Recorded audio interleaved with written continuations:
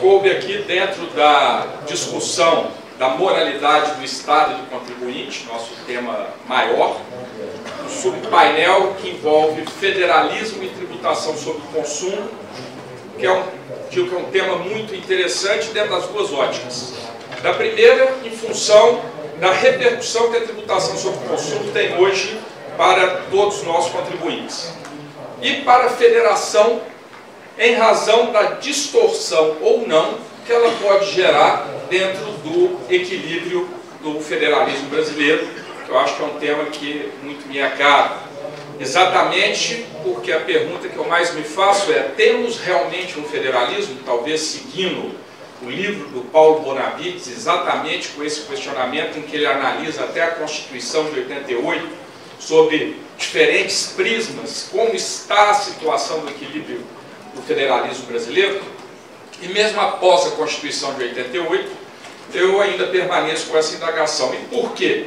Então apresenta ali as primeiras premissas iniciais para discutir a default, a diferença de alíquota, e o Fundo de Erradicação da Pobreza, de combate à pobreza, que foram alterações constitucionais relativamente recentes.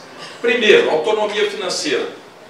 Por mais que os constitucionalistas sempre preguem, não adianta nenhuma das demais autonomias se a gente não chegar no equilíbrio financeiro do Estado. A partir do momento em que os municípios e os estados precisam pedir dinheiro para a União ou vice-versa, o desequilíbrio está afetado.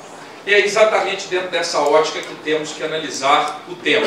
E dentro dessa ótica, por quê? Porque a repartição das competências administrativas, ela vai delinear as despesas. Então, qual que é, no aspecto da despesa pública, o eventual desequilíbrio ou não? E nos interessa aqui a parte tributária das receitas, especialmente as receitas vinculadas ao ICMS. Então, esse é o direcionamento. Exatamente pelo fato de que, desde a Constituição de 1946, quando se introduz no constitucionalismo brasileiro a repartição das receitas tributárias, se chegou à conclusão óbvia que só repartir competências não garante autonomia aos entes. Então eu preciso complementar com a divisão do bolo. Então aparece o capítulo da repartição das receitas. Só assim a gente consegue estruturar ou tentar estruturar uma verdadeira autonomia dentro dos estados. E aí vem a questão da reestruturação constitucional do sistema brasileiro. Reforma tributária agressiva que foi apresentada, que para mim foi apresentada para não ser aprovada e muito menos submetida à discussão, mas está aí. E reformas tributárias parciais, sobretudo aquelas primeiras que foram de interesse da União para criar o PIS/COFINS não cumulativo, que é uma ideia da extensão do ICMS, que eles sempre quiseram. Quem lembrar, a primeira reforma tributária do governo Fernando Henrique, em 95, eles queriam colocar o ICMS federal, vou buscar no histórico. A União fez isso com o PIS e COFINS não cumulativo. Distorceu o sistema tributário. E agora nos cabe analisar, dentro dessa autofagia federativa, que eu chamo, a União querendo concentrar poderio econômico, como os estados vão se colocar dentro da relação entre os estados. Por que isso? Porque o ICMS, na dinâmica constitucional brasileira, ele tem por função, já que ele é estadual e não nacional, como na Federação Alemã, Mexicana ou Argentina, redistribuir e organizar essa tributação dentre os estados. Exatamente dentro desse foco que a gente faz aí a introdução da sistemática do ICMS. Qual que é o ponto importante aqui do diferencial de alíquotas? Primeiro, já vi vários históricos falando dos constituintes de 88, apesar da grande força do Nordeste do ponto de vista político no Congresso Nacional e dentro dos debates, quando se lê os anéis do texto da Constituinte de 88, prevaleceu uma repartição de ICMS em que a tributação ela favorece o estado de origem. Por que favorece o estado de origem? E aí, quando eu falo favorece o estado de origem, leia-se favorece os estados produtores, favorece os estados mais ricos da federação e, numa autoanálise, nos favorece quando se fala no estado de Minas Gerais. Mas nós temos que fazer uma análise isenta em relação a isso, uma análise realista de federalismo. E ali tem tabela do CONFAS, ali a fonte, para a gente ver nos últimos 3 anos, quando eu tenho essa tributação, alíquota interestadual na origem, maior fornecedor por destino de produtos, e quando eu vendo para o usuário final, para o consumidor final, que não é contribuinte direto, até então a alíquota que se aplicava era da origem. Ora, nós estamos aí prestes a 30 anos de Constituição, no ano que vem. A Europa, que não é federação, mas uma união de países soberanos, ela já mudou isso desde 93, depois de se preparar por mais de 10 anos para a nova realidade. Qual que é a realidade? Se a tributação sobre o consumo tem por capacidade contributiva o consumidor, o dinheiro arrecadado tem que ser vocacionado para o estado de destino. É o estado onde está o consumidor, onde está a base da tributação. Então, dentro dessa ideia, a União Europeia trabalha com a tributação voltada para o destino desde 93. E somente com o agravamento, talvez, da crise, não só crise financeira, mas crise financeira federativa, então dos estados, dos municípios já tem aí bastante tempo que ela existe, é que esse tema volta à base de discussão e motiva exatamente um pouco da ideia de como que se pode fazer nas operações interestaduais a questão relacionada ao ICMS. Qual que é a base? A base é justamente o atirador ficar na mercadoria, circulação, saída da mercadoria, então ali tem um estabelecimento, contribuinte, que deve recolher, e quando a operação é interestadual, tem ali a previsão. Pegamos uma alíquota interna de 17, uma alíquota interestadual de 7 e 12 e 17, dentro do parâmetro. Então ali se faz uma redivisão. A alíquota interestadual não foi feita para a capacidade contributiva. A alíquota interestadual foi criada para dividir a receita do ICMS entre os entes federados. Ou seja, é muito importante, dentro do equilíbrio financeiro, aí o equilíbrio econômico direcionando recursos aos estados, que eu tenha, dentro da alíquota interestadual, essa perspectiva. Por que essa perspectiva? Porque o texto constitucional, em pelo menos 4 passagens, estabelece a obrigatoriedade do óbvio. O que é o óbvio? Que o federalismo tem que ser cooperativo.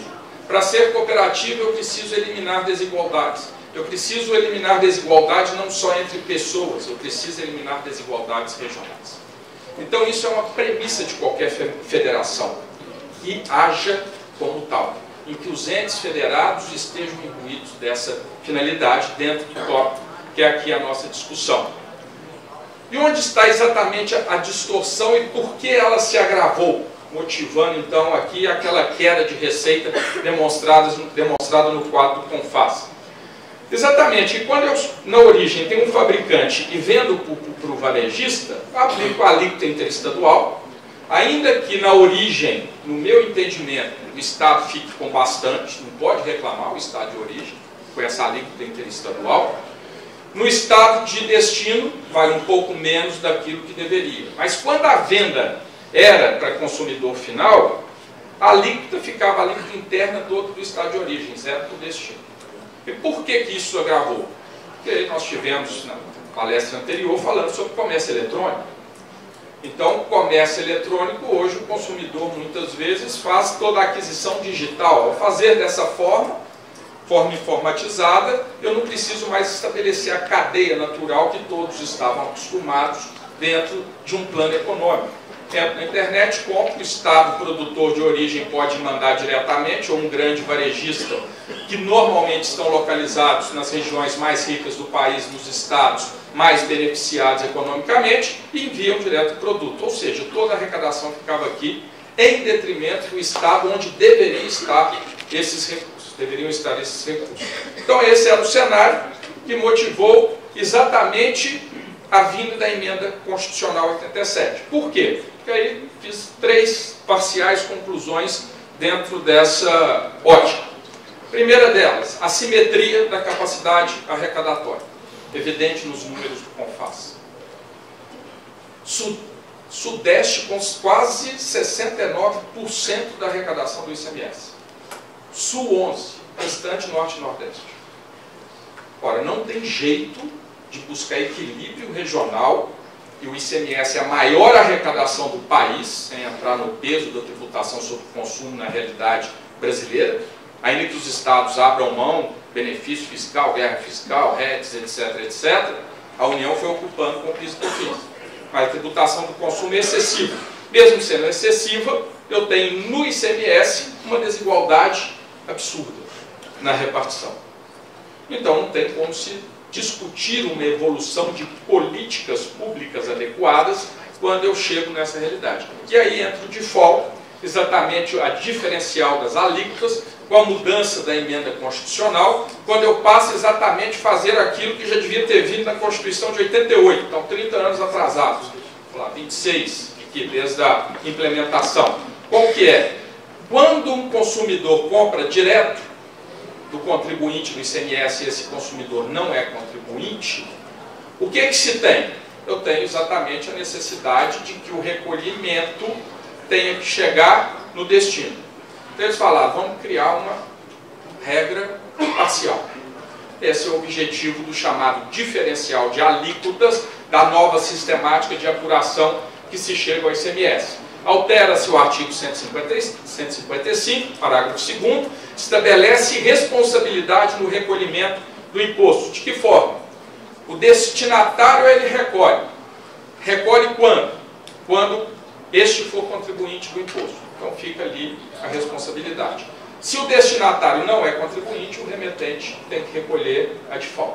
E a partir daqui se começou exatamente a fazer toda a regulamentação das novas regras constitucionais.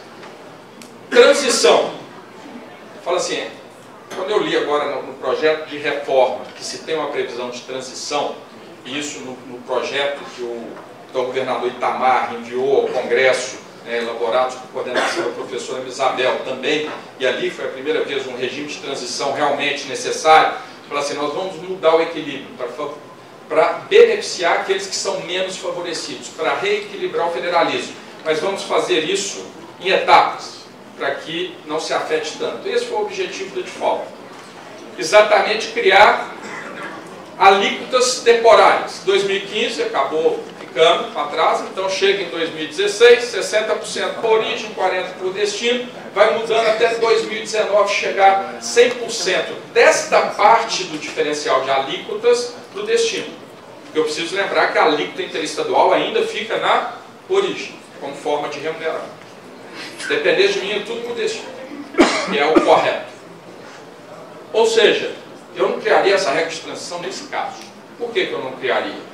Nós estamos diante de cenários em que São Paulo e Minas Gerais são os dois principais estados, e Rio de Janeiro, foram beneficiados indevidamente por quase 30 anos. Está na hora de reverter esse desequilíbrio, está na hora de se pensar que nós somos um país e uma federação. Está na hora de se enxergar que precisa ser direcionado o recurso, nem em forma de benefício para as outras regiões, não. É direito deles. Por quê? Lembrando, a capacidade contributiva do consumidor, do ICMS, está no destino, está em quem adquire. Quem adquire está na região Norte e Nordeste, porque lá não tem a produção necessária que os outros estados mais desenvolvidos possuem. Então é só ver uma realidade posta e corrigir uma distorção, que não sei qual motivo, acaba acarretando uma realidade perversa em termos de federação para o Brasil. Então a cláusula segunda do convênio, ele vem e estabelece qual que é o modelo. Convênio 93, depois o seguinte, de 2015, que regulamentou o tema. Então qual que é a ideia? Primeiro, o remetente calcula e recolhe o interestadual. Depois ele calcula com a alíquota interna do destino, para ver o que é o diferencial de alíquota. O que é o diferencial de alíquota? É o destino calculado menos a origem apurada. E esse diferencial eu vou repartir até 2019 dentro daquele percentual trabalhado. Então o estado de origem hoje ainda permanece com a alíquota interestadual, 4% para produto importado, 7% das regiões menos favorecidas, 12% quando eu estou no sul e sudeste. Então, ainda fica com uma receita considerável do ponto de vista de tributação sobre o consumo. Por quê? Repetindo, ele está ficando com dinheiro que era para estar no destino, porque quem está pagando é quem está comprando essa mercadoria no destino. Então você está transferindo renda do norte e nordeste para o sul e sudeste, uma inversão da lógica. Mas permanece essa sistemática. Então o diferencial de alíquota é só um primeiro passo dentro de um reequilíbrio do federalismo na ótica do ICMS. Aí trouxe uma tabela que vem aí na versão 1.40 da nota técnica 2015, exatamente prevendo como que se dá esse cálculo na ótica da diferença de alíquota em 2019, porque em 2019 100% já está no destino. Então aí vem a ideia, em cada uma das alíquotas interestaduais, como eu tenho o cálculo, o ICMS que fica na origem, como eu apuro a base de cálculo, acho que vou detalhar aqui, que o tempo também não permite, mas depois está disponível, e o que vai caber dentro do default, qual que é o valor, o ICMS total somando origem mais diferencial de alíquota. Ou seja, complicou um pouco mais o ICMS, que já é muito simples, complicou. Né? Então eu tenho a parte que é a parte boa, que nós estamos pensando de alguma forma, ainda não talvez onde deveríamos chegar, mas pensando num reequilíbrio federativo de receitas, de melhorar a autonomia financeira e as condições dos estados menos favorecidos, mas a gente precisa fazer as análises. Qual o impacto para os contribuintes, qual o impacto para os estados? Então, para os contribuintes, primeiro, sem dúvida nenhuma, os 3 itens ali tratam de obrigação acessória. Por quê? Porque não bastasse o assunto ser complicado, tem estado que interpretou de um jeito, tem outro que saiu com orientação de outra forma. No final, eu vou ter que analisar 26 legislações, porque cada um dispõe de um jeito de como que vai se dar. Eu já teria que fazer isso quando eu olho o destino, quando eu olho a alíquota do destino, para calcular o default. Isso é necessário, eu já teria que confirmar a legislação do estado de destino. Mas não bastasse isso, cada um está interpretando de um jeito. E aí a situação se complica. Ou seja, o contribuinte vai ser onerado ainda mais com a parte consultiva. Contadores, consultores tributários, etc. Tem estado que vai com a Guia Nacional de Recolhimento, tem estado que não vai. Aí eu preciso olhar cada uma das diferenças. Então eu tenho situações específicas em relação a cada uma dessas operações.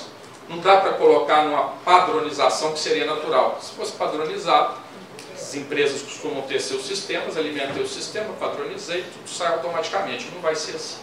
Então eu vou ter uma dificuldade muito grande, sobretudo se eu não tenho operações de rotina com diversos dos estados. Além disso, eu tenho um problema dessa cláusula do convênio com relação à não cumulatividade. Quando eu vou deduzir, eu deduzo observando a alíquota da origem. E aí tem gente já discutindo, o que é a alíquota da origem se eu pago a alíquota da origem mais o default? O crédito vai se dar dentro de que limite? Aí isso é parte de uma das divergências que estão acontecendo em relação à interpretação dessas mudanças que são muito importantes. E, por fim, iria afirmar, sintetizando aqui, o comércio virtual não afeta tanto, usa a mesma sistemática à base, mas as empresas que estariam no Simples seriam afetadas. Por enquanto, não estão. Por enquanto, quem trabalha com empresas dentro do Simples Nacional tem que acompanhar, porque existe um liminar do TOEFL, na ADIM 5464, suspendendo a aplicação do diferencial de alíquotas para empresas que estão no Simples. Leia-se, por enquanto, relembrando. E no Brasil, a gente nunca sabe o que vai acontecer com o Supremo, se a decisão depois retroage, não retroage, vai do meio para frente, da frente para trás, a gente não sabe o que vai acontecer, então todos têm que acompanhar qual que vai ser o resultado final e o efeito financeiro dessa decisão do Supremo Tribunal Federal para as empresas que estão aí nesse cenário.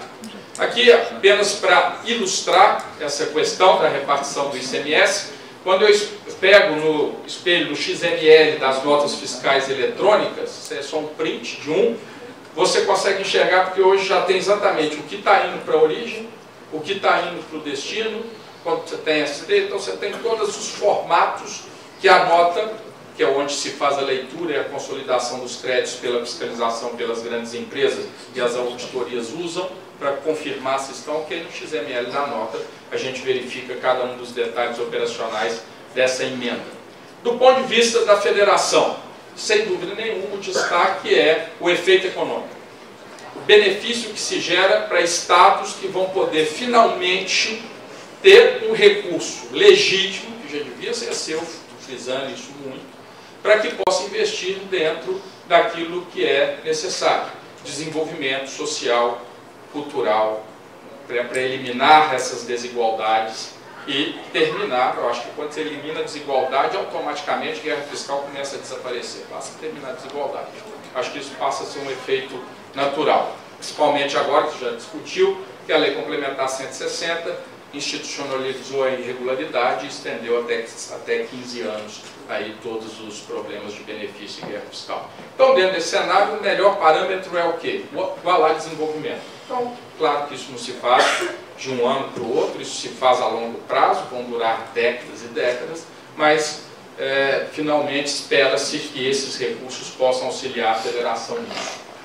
Agregado ao DIFAL, vem um assunto que não é novo, mas precisa deixar claro o efeito dele dentro da apuração da diferença de alíquota, que é o Fundo de Combate à Pobreza Estadual, Fundo de Combate à Pobreza, instituído lá em 2000, previsto no ato das disposições constitucionais permanentes e eternizado agora por prazo indeterminado. Então, na DCT, ela vai aplicar para o resto da vida como norma constitucional.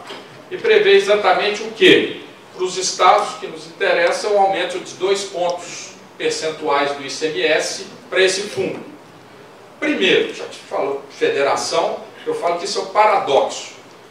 Nós estamos com mania na área do direito financeiro de criar fundo. Fundo, vinculação de receita. Quando a gente faz isso, eu falo que é o paradoxo da democracia.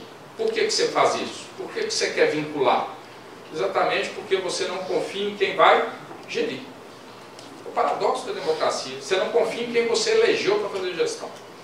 Então isso para mim não é exatamente por esse caso, isso é só mais uma justificativa para aumentar a alíquota do ICMS sem grandes transtornos, sobretudo políticos, em função da questão da guerra fiscal. Sobretudo por quê? Porque todo o recurso vinculado, carimbado da Constituição, e mesmo fundos, há muito tempo são usados para finalidades diferentes do que estão aqui, e efetivamente os tribunais de contas e o Ministério Público eu não tenho visto fazer nada quando esses dinheiros são desviados por administradores em muitos casos. Tem mesmo, respondendo à consulta em Brasília, lá tem um fundo constitucional, que é a União Alimento, para os servidores de segurança pública, e o governo usa para pagar contas do dia a dia de nativos de todo o Distrito Federal. Não acontece nada. Aí o Tribunal de Contas falou que está errado, mas já que está errado há 10 anos, continua errado até dar um jeito. Então essa cultura dos fundos não resolve efetivamente, mas foi criada aí mais 2% de ICMS, e como que vai ser o impacto disso dentro do DIFAL? Primeiro, aí só para verem a quantidade de estados que já criaram, quase todos. Quase todos já têm 2% do ICMS onerando o contribuinte. Então isso hoje é uma realidade. 2% é esse que vai para um fundo que é extremamente amplo para a utilização desses recursos, seja pelo Estado, seja no fundo criado pela União. E como que eu vou estabelecer essa sistematização no DIFAL? Não interfere. Os 2% da alíquota, eu vou olhar na alíquota do estado de destino. Então o recolhimento não fica no estado de origem, fica no estado de destino. Então, pelo menos nesse aspecto, anda bem dentro da ideia dos recursos serem migrados para os estados menos favorecidos, os estados ditos consumidores, para que eles permaneçam com esses 2%. Então, só para facilitar, naquela linha já adotada pelo CONFAS, divulgada, você tem lá no fundo, a parte do Fundo de Combate à Pobreza, os 2% estabelecidos e o formato de cálculo de cada um deles. Então, sai do diferencial da alíquota esses 2% direto no destino dentro da previsão, da repartição. Então, o Fundo de Combate à Pobreza, apesar das críticas em relação à sua existência, está aí, é constitucional, os 2%, quase todos os estados, eles já realizaram. Então, o que nos interessa aqui, para concluir os dois assuntos que estão coligados, é exatamente o cenário, ou talvez a orientação, de que essa realidade, de que a tributação sobre o consumo vá cada vez mais ao destino e não à origem, ainda que isso afete, eu falo que a mesa, Tássio, paulista, né, Tássio? Apesar de baiano. Cada dia mais baiano. Cada dia mais baiano. Então, em relação à arrecadação, para que realmente o federalismo, que é o tema central do nosso painel, ele possa ser recomposto. Já que a gente sabe que a União vai continuar desviando contribuição para fazer o que ela quiser, vai continuar aumentando contribuição porque ela não precisa dividir com estados e municípios, que ela vai continuar desvirtuando a federação porque ela se acha dona do país, nós temos que, estados e municípios, nos aliarmos para conseguirmos melhorar a realidade da Federação Brasileira. Obrigado.